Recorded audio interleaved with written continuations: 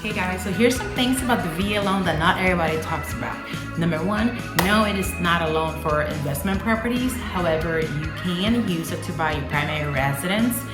And then you can use it again when you go to the next one and you decide whether you want to sell this one or rent it out while you buy the next one in your next city station. However, keep in mind there's a funding fee, and then each time you use it, it just increases unless you're disabled.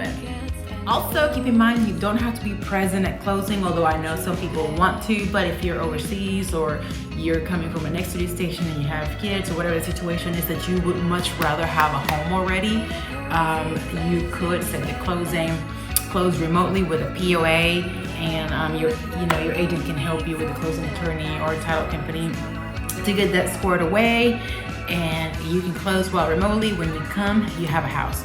How much time do you have? The VA allows you for up to 60 days post-closing, and it does not have to be both the service member and the spouse, or both service member. It could be the spouse, or one of them can take occupancy as primary home. No down payment. I know everybody thinks that because there's no down payment, you don't have to have any money, but actually you do have to have money saved up. The lender wants to see that too before you get your pre-approval. And remember, this money might cover is for closing costs, earnest money deposit. Closing costs is usually a ballpark in between 2 and 5%, but usually in this area, kind of sort of goes around 3%. But you'll get numbers based on depending on where you buy. Also, the earnest money deposit usually is about 1%. Now, earnest money deposit is not in addition to the closing cost.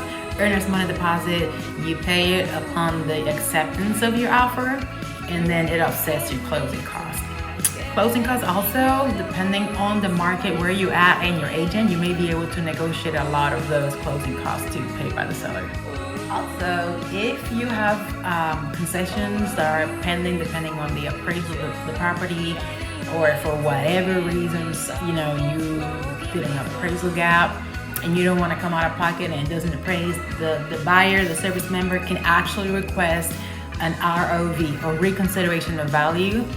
Talk to your realtor and talk to your lender. It should be a team effort, and they can help you get that taken care of. Once the service member submits that through the lender, then they come back with the outcome. Now, it doesn't mean that it's always going to be the outcome that you expect, but it can help you get it appraised at the value. Everybody gets their concessions and everything goes great. I've done it. It's a very simple process. So if you have questions, reach out. Ciao.